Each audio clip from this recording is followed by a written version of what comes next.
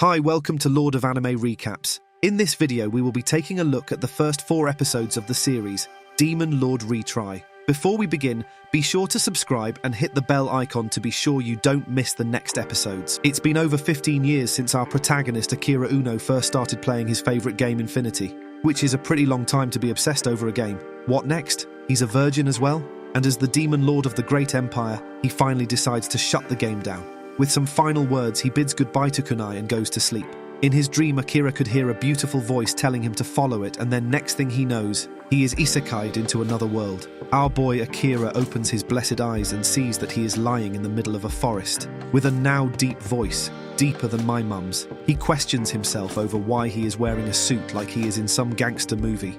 And above all, why the hell is he even wearing formal shoes in the forest? He sees a nearby river, and upon seeing his reflection, he is horrified that he is born into another dimension as an old man. Could have reincarnated him as a hot loli at least. Nonetheless, he realizes that he is in actuality in the game that he had created and is playing the character of the Demon Lord Hakuto Kunai. He tries to access the administrator mode but doesn't get access. Screw this game. By this time, he hears panting coming from nearby and sees a little blonde-haired girl staring back at him. He speaks to her, but she screams at him to run for his life, which is pretty much when a giant black demon appears. Black, sorry for being racist. Moving on, the demon scratches Hakuto's face, which pretty much angers him, and that's when we get to see the Demon Lord's OP abilities, and he unleashes countless missiles and destroys the demon in seconds. With the demon defeated, he looks at the girl and she tells him to not eat her since she isn't that tasty. Well, I'll be the judge of that. The girl introduces herself as Aku and tells Hakuto that they are in the Kingdom of Holy Light, where people revere the cherub. Beneath the cherub are the 3 holy maidens and holy knight, which all work for the church. With the introductions out of the way, Hakuto carries Aku on his back after she cleans herself up, and we finally get to see a lolly bathe. She guides him to where more of these demons are located, so that he could earn some more points. They manage to locate the wishing shrine from within. Hakuto could smell a bad stench, so he instructs Aku to stay behind while he checks it out, keeping his hands in his pockets like a badass. He enters and sees dead bodies everywhere. He then comes across a stone idol, who seems to grant wishes and tells him that she shall grant one final wish. Taken aback by this spectacle, he demands an explanation, to which she tells how the dead people had wished for the Demon Lord to come back, and voila, he is now here. He wishes to go back, but that goes against a wish made earlier. So instead, she gives him a skull-shaped ring and turns into dust. Hakuto leaves the wishing well and asks Aku to draw him a map of the different kingdoms. After a bit of crying here and there, he finally agrees to take her along in his journey to find a way out of this isekai world. A carriage is being drawn, and who sits inside? The holy maiden Luna Elegant. And boy, does she have a sharp tongue, as she is seen commanding her working like dogs. Deep in the mountains, hidden from view, are bandits known as moles, where their chief mole is Owevgol, and he is pretty happy that the holy maiden herself is coming to subjugate them. Back in another place, Hakuto sees that travelling at this rate is tiring, and since it's getting dark, he conjures a portal known as Fragments of Intelligence, from which he produces 2 blocks known as Survival Goods and Defense Goods. These 2 he joins together to create a construct base, which cannot be destroyed even if a rocket launcher hit it. The military wants to know your location. Aku hugs Hakuto like he just saved the world, and they enter it. While she takes a warm bath in a barrel kind of thing, our protagonist is busy thinking of ways to return to his world. If the idol had brought him here, there could be only another source of power stronger that can send him back. He is hopeful he can find that source in the capital. Our sweet Loli has finished cleaning up, and boy does she smell nice. And what's better, she requests that the Demon Lord come sleep with her in the same bed. Hold my V-Cardi ain't gonna hold back. The next day, the 2 set off for the capital but are attacked by the moles. Their low-level attacks are of no match for the Demon Lord, who blocks them with his barrier. By this time, the Golden Luna Elegant has arrived, and she manages to make the moles run off like babies. She also attacks Hakuto, but is no match for his ultimate powers, which is pretty much picking her up and slapping her butt continuously. It reached a point where he has to switch hands. First, his right hand enjoys the peaches, then the left, and so on. This is turning out quite the BDSM, Buddhism I meant to say.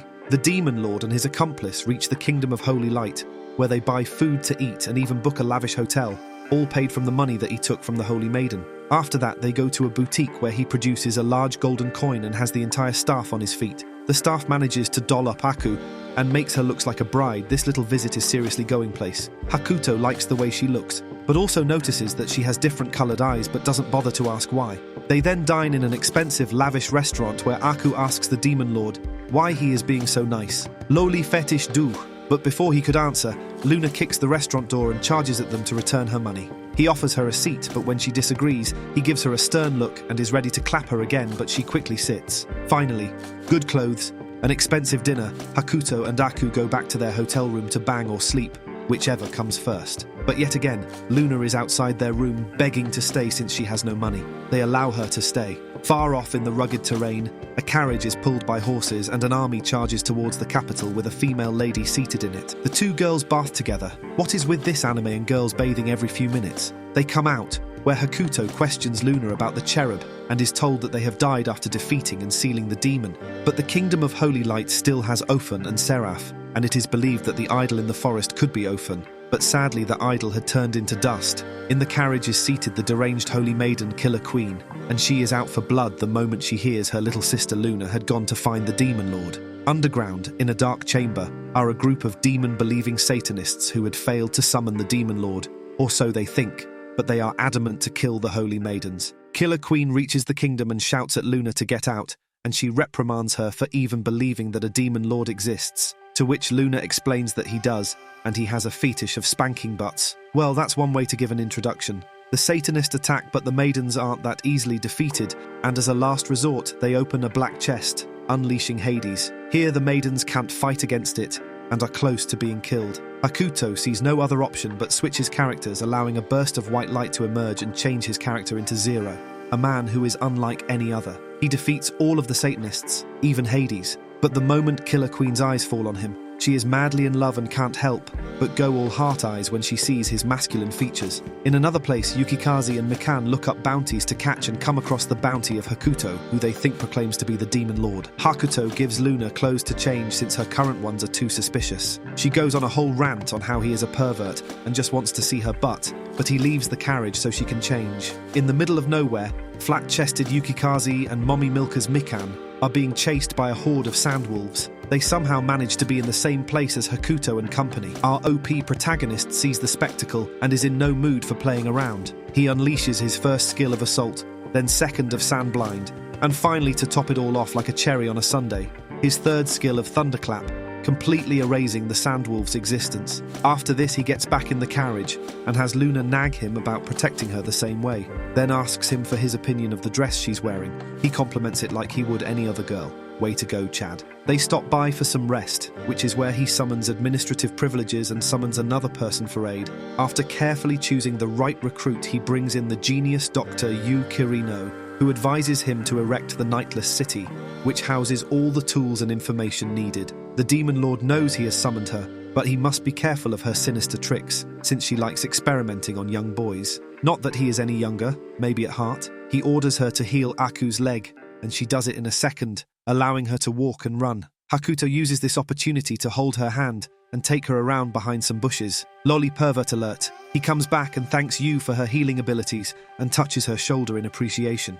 This makes her get butterflies in her stomach, and like any other girl, also falls in love. With this much riz, he's giving Pete Davidson a run for his money.